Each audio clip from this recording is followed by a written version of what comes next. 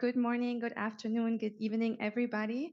I am very excited to welcome you to this first panel discussion of today, which is called My House, My Community, My Action. And in this session, we're talking about locally led approaches to climate change adaptation and why these approaches are important for empowering local communities and vulnerable groups who are on the front lines of climate change, such as women, youth, migrants, indigenous peoples, peoples with disability, and other marginalized groups. Yes, and how we can empower them, because these groups have unique knowledge and expertise, and they're already leading innovative solutions to climate change adaptation. We have an excellent panel discussing with us on these questions, and I would first like to welcome our two in-person panelists to the stage. Stéphane Hallegatte. Stéphane, please join me. Welcome, thank you. Stéphane is the Senior Climate Change Advisor at the World Bank's Climate Change Group. And he has played a crucial role in shaping the World Bank's work on climate change, including the resilience rating system, the climate change action plan, the country climate and development reports, as well as a lot of research on the link between adaptation and poverty reduction. Welcome. Then, I would also like to welcome Arno Fontaine. Arno, please join us on stage.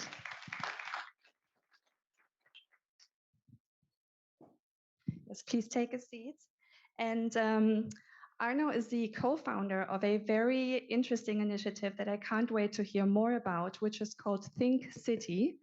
And it raises awareness through street art on the crisis of the sinking city of Jakarta, Indonesia. Welcome. We also have three wonderful young leaders and climate advocates online. First, Fatou Jeng, and I hope I pronounce your name right, Fatou, who is the founder of Clean Earth Gambia, which is a youth-led climate NGO, which focuses on gender, climate, and conservation. Welcome, Fatou. Next, we have Joyce Mendez, who is the UN Secretary General's Youth Climate Advisor, who is also a climate entrepreneur and activist and has co-founded several youth organizations. And last but not least, Joshua Amponsem, also, I hope I'm pronouncing that right, who is a Ghanaian climate activist and the founder of Green Africa Youth Organization. And he's also the climate lead at the UN Secretary General's Youth Envoy. All right, with this, let's dive right into this topic. Oh, by the way, I forgot to introduce myself. I am Bianka Kretschmer. I am one of the volunteers at the Youth Summit content team, and I work here at the bank at the Adaptation Fund, which is a multilateral climate fund that finances concrete and localized adaptation projects in developing countries. When we talk about locally led adaptation, we mean approaches that are maybe a bit different than usual approaches to adaptation. And there are principles that were developed by the Global Commission on Adaptation that mainly speak about devolving decision-making to the lowest appropriate level and also investing in lasting capacities of local communities. So my first question to our panelists is, based on your work and experience, why is locally led adaptation important? How does it make adaptation more effective? And to our youth leaders, please share more about your youth organizations and how they work to empower young people. Stéphane, please, if you could kick us off. Thank you very much. And first, thank you for the invitation. It's really great to see all of you here on a Friday at 8 a.m. You might feel like you're the only one in the building today. So congratulations for being here. Thank you very much for your interest. So I'm really curious to hear from our other panelists. So I'll try to be very short. But to me, locally led adaptation has two things really important. One is it's the key for better design. If you don't know the situation on the ground, there's just no way you'll do the right design. So almost by definition, locally led gets you things that people need and the best possible design. But there's another thing which to me is maybe even more important, is very often we design things and they are not implemented, or they are implemented poorly, or people just don't care. And I've been working on disaster risk management where sometimes you have the great early warning system and you have the warning, but people don't react, they don't respond, they don't know how, they're not aware. What we have seen is when the population is engaged in the design of an early warning system, when they even participate by collecting data that feed into the system, when they feel they are part of it, then they react, then it gets implemented, because it's not something that's fall from the sky, it's something that people own. And I think that's really important. We tend to focus on the design, but I think the implementation is really key. And because nothing is ever perfect, I just still wanted to say, because everybody loves locally led adaptation, right? Why wouldn't you? I think we still have to keep in mind that there is one term very important in your definition, is the appropriate level. Because there are still some things that need scale, where you really need a government level or regional level. If you're thinking about big investments, if you're thinking about the national healthcare system, there are some things that still need this other level. So we have to also be very careful that this is super useful, this is important. It's not the answer to all of the challenges. Thank you, Stéphane. Arno, would you like to go next? Yes, thank you. Thank you very much. Thanks again for the invitation, and thank you very much, Bianca, for the introduction. Before answering your question, we need to speak about this project, of course, that we have done in Jakarta, and we have to know that Jakarta is really an enormous city with more than, in the whole metropolitan area, there is more than 30 million people. And there is one enormous problem in the city, is that the city is literally sinking because people, hotels, and houses are pumping from aquifers. And little by little, also due to climate change, the city is literally sinking, and the city is getting lower and lower and lower and below the sea level.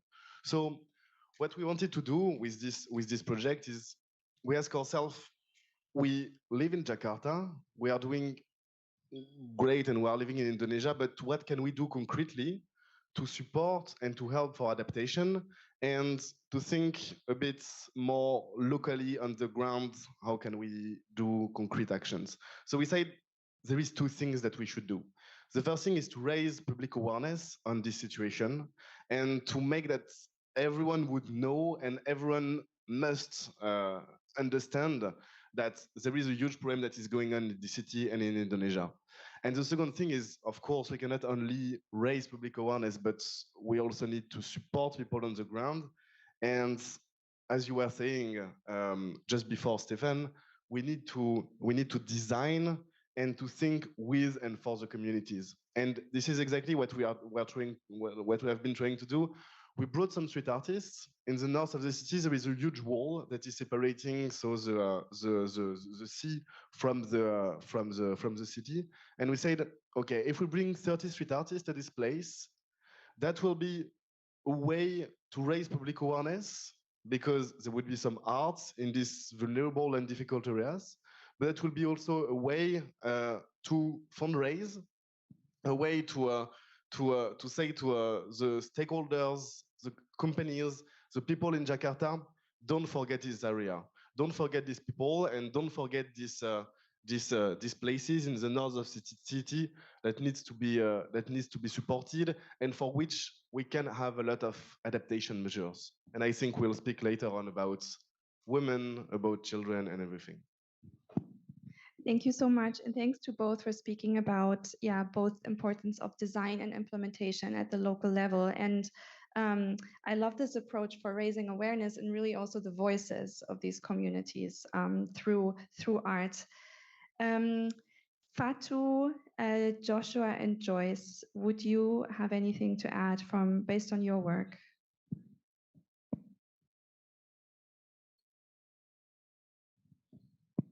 Fatou, would you like to go next?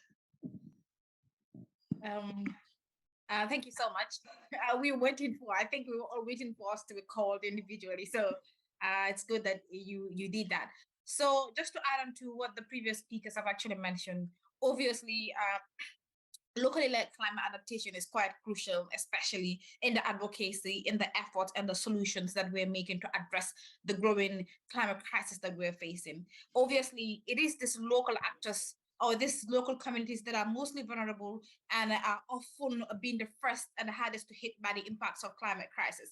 And so if we want to address this impact, we need to ensure that local actors have the power to influence the adaptation efforts that have been made. Because with locally led adaptation efforts, it actually more or less recognizes the role that local communities play, not only as vulnerable groups, but also as actors and agents in providing and finding solutions to the problems that we're facing, because they are in the front line and they are often more or less placed in the best way to identify solutions, because they're in that way, they're bringing their local knowledge and their experiences. And this way it helps to shape the agenda or the projects and the programs that are made in terms of climate related projects. If you come to Africa most of the time, over the years, we have seen how so many climate projects have actually failed. An example is the Gambia, where some climate adaptation projects have actually failed because consultations were done with the communities that were affected.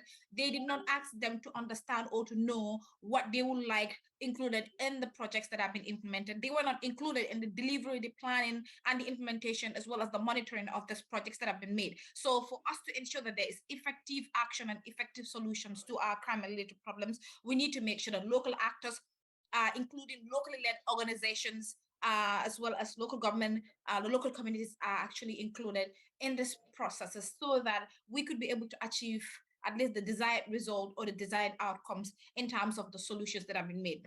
Of recent, I co-authored or co-published an article with some top UK institutions where we looked at the issue of climate justice. And in that publication, I mentioned the issue of locally led organizations and their role in terms of delivering solutions to the problems or the crisis that we're facing in terms of climate-related problems. This will obviously, I'll go deeper into that maybe as we proceed with the conversation. And I'm sure my colleagues will obviously have something else to add as far as the issue of locally led adaptation is quite crucial in the work that we're doing. Thank you, Fatou, for highlighting the importance of engaging local actors as agents of change.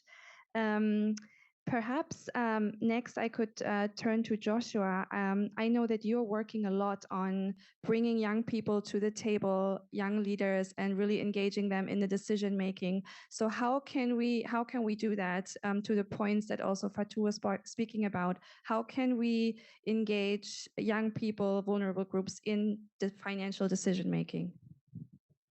Thank you very much, Bianca, and very happy to be here. So my name is Joshua, and just a few corrections. I left my role in the UN, so I'm no longer the climate lead at the Secretary General Assembly on Youth. I've left to set up a new organization called the Youth Climate Justice Fund, with the goal of moving money to grassroots young leaders, particularly on, of course, building resilience. And everyone on the panel, and Bianca, I've spent a lot of my years working on adaptation and bringing young people to adaptation decision making. That's a very important part of building a better future for everyone. And I think part of that conversation have been, and the struggles have been, finance and closing the finance gap for adaptation. The decision making elements of adaptation is what make locally led adaptation very important. I think that, as Stéphane has already said, there is so much power in understanding your risk at the local level. And when communities understand their risk, they are better informed to know where to prioritize their investments, their resources, and their capacity. And I think this cuts across not just local government, but also the first respondents in situations of actual sort of disaster risk. And when disaster strikes, the first respondents are community people, they are young people, they are fathers, they are mothers, and they are everyone who lives really in the exposed area where they have a lot of kids, and their vulnerabilities make it even worse. And being able to have them part of conversations where we plan adaptation measures and we decide on what to do is very important. And I think that the challenge have been, we spend a lot of time focusing on encouraging young people to be part of the decision-making process. And I think it's about time that we also start educating institutions on how they can better engage with young people, because in many cases, young people are ready and they are willing to engage, particularly in frontline communities where impacts are very, very sort of visible and high. However, local institutions, governments, and stakeholders, including sometimes even international NGOs, do not know how to engage young people, and they do not understand the principles of meaningful youth engagement. So they end up tokenizing young people, which of course even make young people disengage from this. And this is a very big issue that we need to address. So in brief, finance is needed. The first respondents are local people. They are young people, they are fathers, they are mothers, our brothers and sisters. But we need to teach on both sides. How do we better engage with institutions, and how can institutions better engage with young people to be able to make sort of a bit more coherent decision on adaptation locally? Thanks. Thank you, Joshua. This is wonderful. Young people are ready. It has to go both ways. And an important word is also meaningfully engage, not just engage, meaningfully engage young people and other local actors.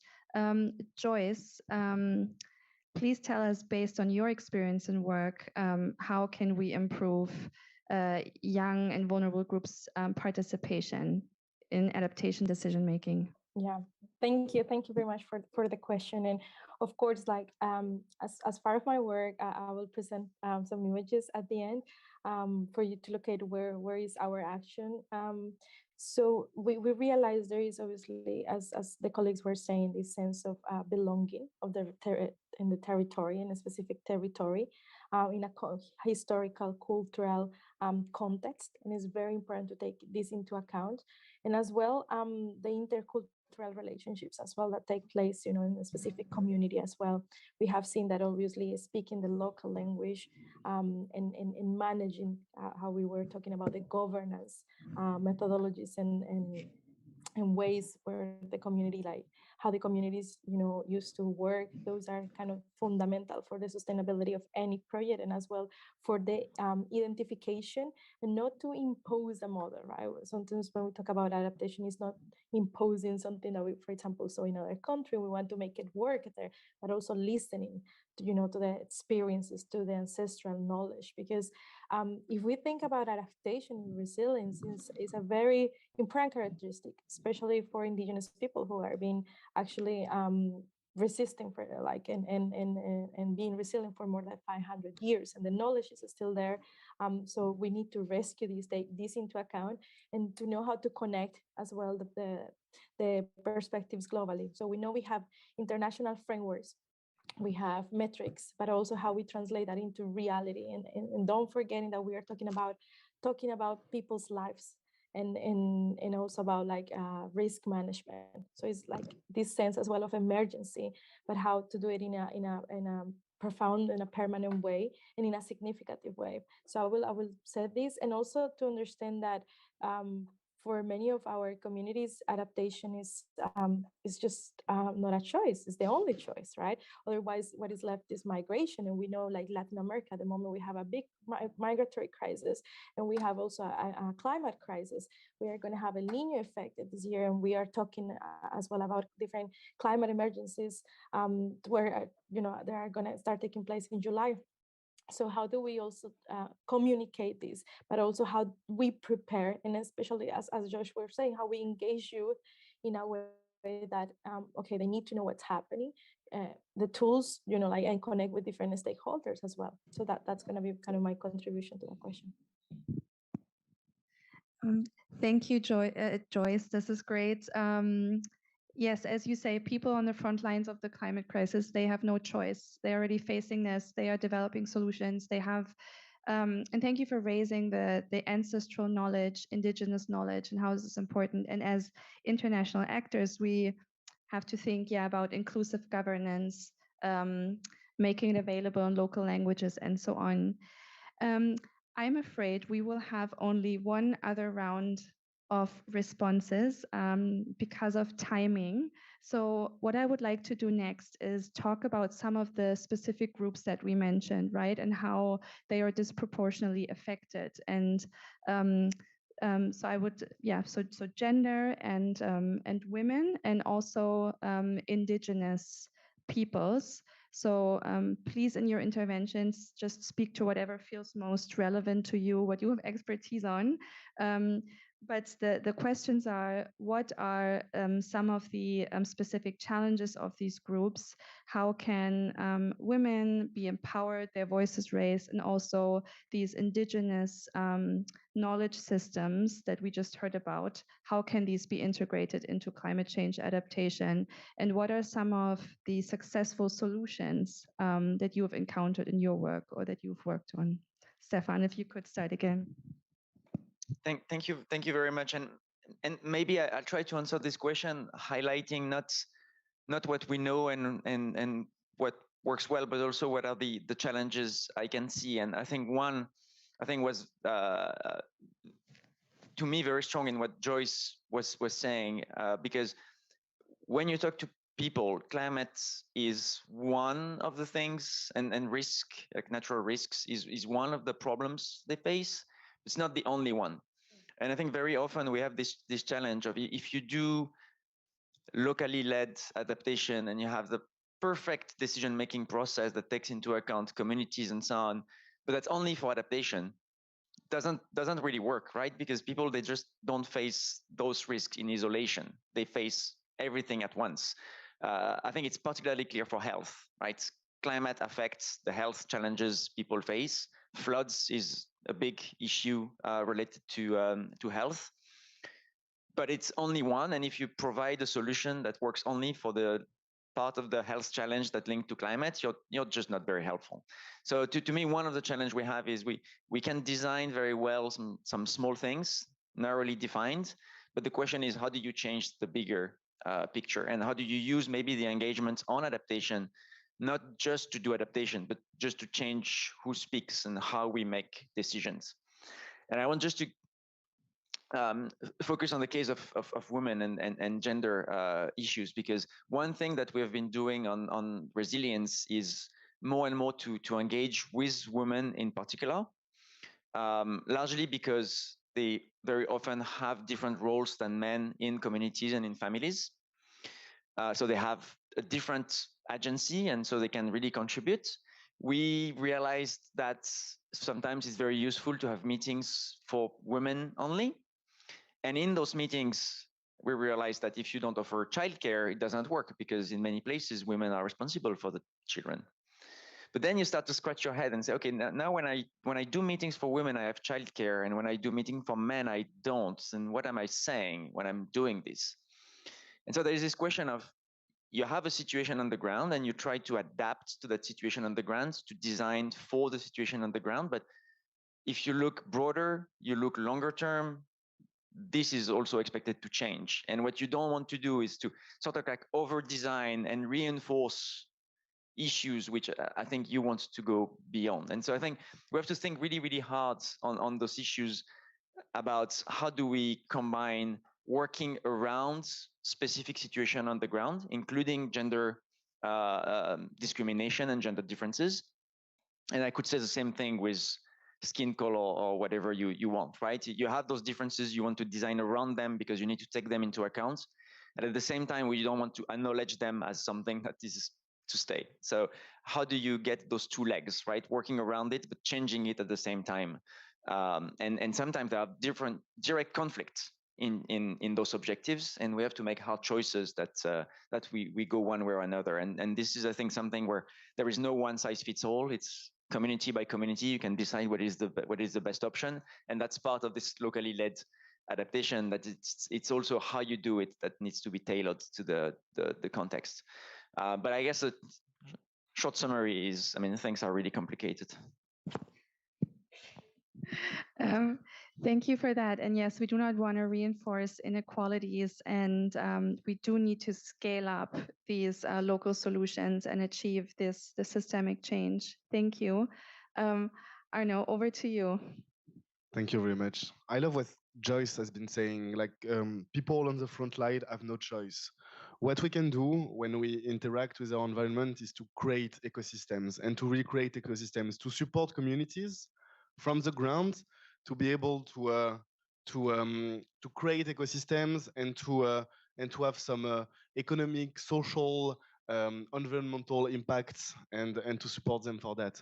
What the foundation we have been working with GK Indonesia in Jakarta is doing is that they support all the people in the front line, and they will create these ecosystems, for example, with some like fabrics, with some shops, for example, led by women, like Batik Marunda.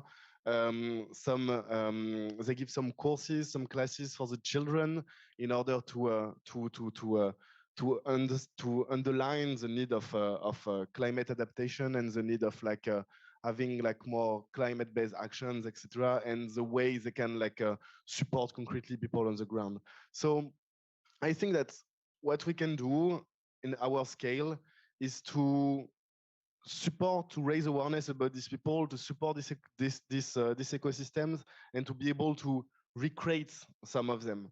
And yes, for that we need like different people around the table. This is something that is not working only if there is a top-down approach.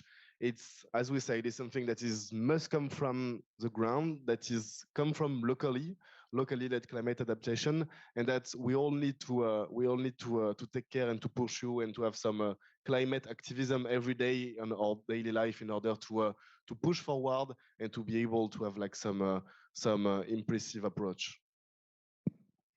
Thank you. Yes, and that's exactly the topic of the summit, right? From the ground up. And I don't want to take too much time, so I'll pass right over to Fatou. Fatou, I know that you are working very closely on gender issues. Please, over to you. Thank you so much. So to respond to the question that you asked, that is the unique challenges that women or gender face, and some of the unique or innovative locally led approaches that we can use to address some of the problems. I believe this is now a fact that everyone will agree that women are vulnerable to the climate crisis because our livelihoods are mainly dependent on our natural resources. This is particular to women in the global south and Africa in particular.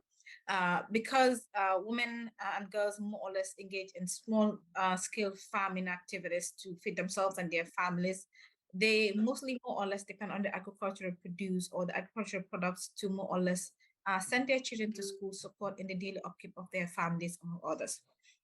And with the cultural and the social barriers that we continue to face in our societies, especially in Africa, it makes it really difficult for women to more or less adapt to the effects of climate change, and they continue to bear the greater brunt.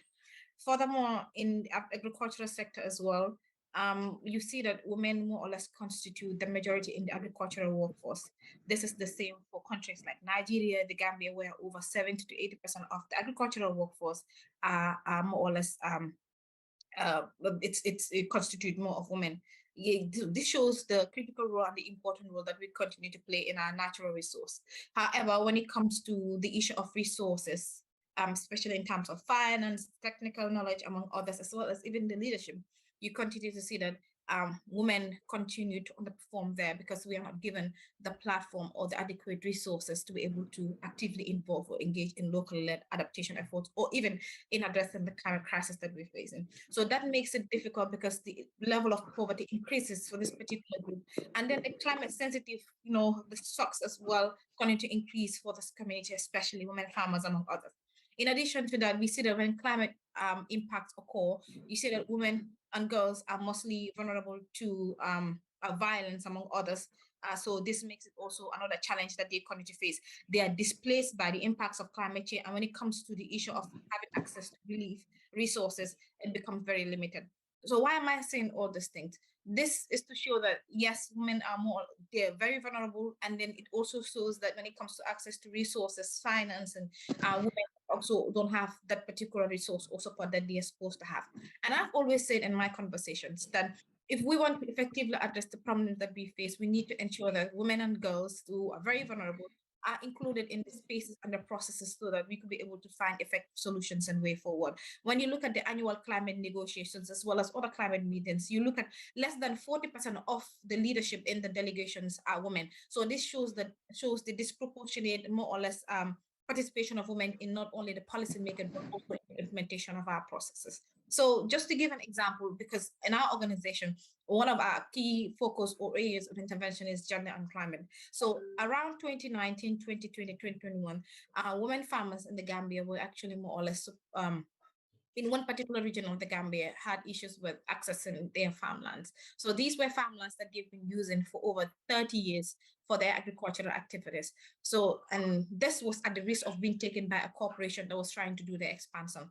But the fact that we have a cultural and social barriers that continue to hinder some of our adaptation efforts, and also with the land rights, among others, it was difficult for these women to more or less fight for themselves because of these challenges that we face. So as an organization, we were able to work with the young people of this community to raise a massive awareness about the challenges that these women farmers were facing. So when we did that, it got the attention of the media houses, the politicians, as well as other stakeholders. We were able to ensure there was a lot of noise to support this vulnerable community. So at the end of the day, they were able to get their farmlands back to be able to continue their agricultural production and be able to support their families. So this was a campaign that we did because we realized the need and the urgency to protect and support the vulnerable communities that are not only impacted by the climate crisis, but also other social and cultural barriers that makes it difficult for us to achieve certain sustainable progress and growth. So at the end of the day, as I've always mentioned, locally led adaptation will obviously be quite effective or efficient in terms of pushing our agenda if the most vulnerable and the communities that these projects are meant for are included or involved to ensure that their concerns, their recommendations are included in shaping the decision and the agenda of some of the things that have been mentioned. So this was one of the major campaigns that we did because we were able to get a lawyer who was able to come in as well to take up the case on a pro bono basis to go to court, and we were able to ensure that these women were able to get back their farmlands, and the corporation was not able to expand its cooperation because at the end of the day, it was going to have a damaging impact on our environment as well as the lives and livelihoods of the community that was impacted. Wow, thank you so much, Fatou, for sharing your important work in this area of climate justice, really, and for so powerfully expressing the need for access to finance for women, and yeah, this case of women farmers. We have about 5 minutes left to wrap up the session, but I really want to give the floor to Joyce and Joshua. Please, if you could sort of try to speak 2 to 3 minutes each on the issues that we've been discussing, and any last words you would like to share. Joyce, let's start with you. Oh, sure. I don't know if you guys have some of the pictures I sent for the session. I just wanted to present with some images, kind of what is our work. I don't know if you can probably maybe show it. I'm sorry, I don't think we have the pictures right now. Oh, okay, because I sent it anyway. So I wanted to show you basically women-led local adaptation program where we did in the border of Brazil, Paraguay, and Argentina. And it was about, I don't know if you have heard about the Iguazu Falls. Those are like one of the massive falls, waterfalls we have on Earth. And those falls are protected by UNESCO. However, the park where the falls are isn't protected. Oh, well, you have some images there for you to locate where I'm talking about. So this is the triple border. Is a very area with a lot of water, either like several rivers and underground water. Next, please. I think this is where I'm gonna show you. Yeah, with this organization, we are an organization of youth refugees, but also migrant youth in the border area.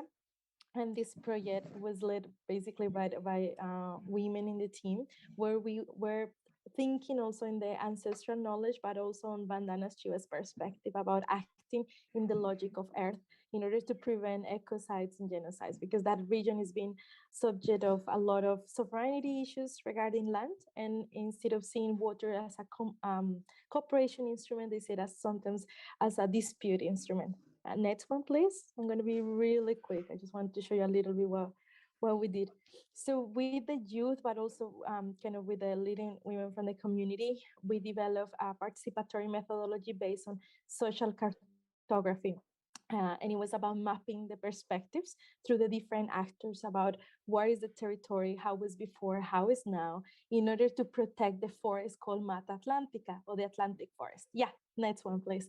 So the Atlantic forest is where the falls are located, and it's also transboundary forest with Argentina. The Argentinian side is protected, but not the Brazilian side. So we got to protect the local region, and to actually join it with the national legislation, as other forests are protected in Brazil. And we did a study case on this. It's called, we did a full vulnerability assessment where we explore interculturality, gender issues as well. And we got the information translated in Spanish, Portuguese, English, and in Guarani language. Next one. And just to show you a little bit. Sorry, Joyce, I need to ask you to wrap up. So anyway, basically what we wanted to prove is that engaging ancestral knowledge, as well women leadership and youth research, we can prove to do local policies, effective policies that are already now our main protection for the forest, and also for like survival in the region. Thank you. Thank you so much for sharing this case of this transboundary forest adaptation through ancestral knowledge. That's very fascinating. And Joshua, last but not least, any final words on all these important issues? This is such a rich panel. I would love to have more time, but please, closing remarks. Yes, I think I'll end by saying that everything we've mentioned and all the panelists have mentioned mostly come down to money and decision-making, access to decision-making. And as it stands now, in a climate philanthropy world, 95% of climate philanthropy goes to associations, organizations, and networks of funders that are mainly led by adult white men, And when you look at climate philanthropy going to Global South, it's about 0.5%.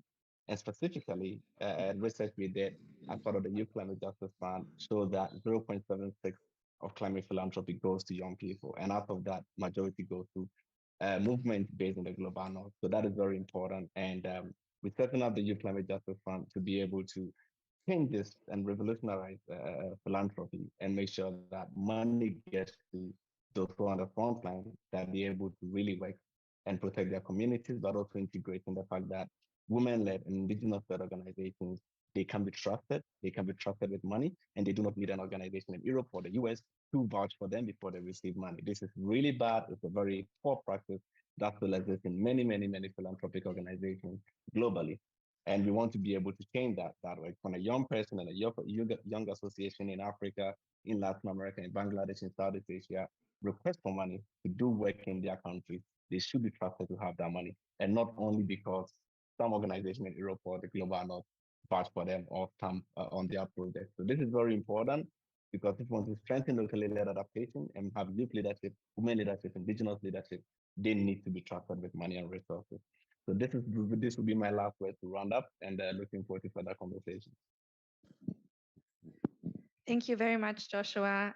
Monies and decision-making. I'm sure we're not the last panel during the summit to talk about this. And please join me in thanking our wonderful panelists. And we have to wrap up the session. I'm so sorry.